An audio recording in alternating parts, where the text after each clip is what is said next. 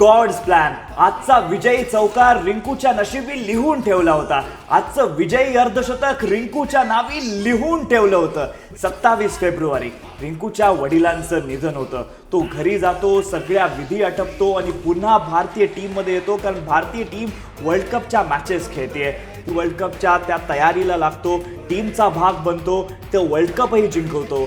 आणि जेव्हा IPL ची सुरुवात होते, उपकर्णधारपदी त्याची वर्णी लागते. पण सुरुवातीच्या काही सामन्यांमध्ये धावा येत नाहीत. 6 सामने टीमला विजय मिळत नाही. पण 7व्या सामन्यात रिंकू ते अर्धशतक. आजच्या सामन्यात दिग्वेश राठीला शेवटच्या ओव्हरमध्ये 4 षटकार. यश दयालची ती ओव्हर आठवली, वाटलं 5वा पण षटकार येईल. नंतर जेव्हा गोलंदाजीची वेळ येते तेव्हा मार्क्रमचा उत्तम झेल बाउंड्री लाईनवरती पकडतो. सुपर ओव्हरमध्ये सामना जातो, तिथे देखील कॅच पकडतो. आज 5 कॅच रिंकूने पकडले. म्हणून KKR पुन्हा पुन्हा म्हणते, असेल रिंकू तर आम्ही जिंकू.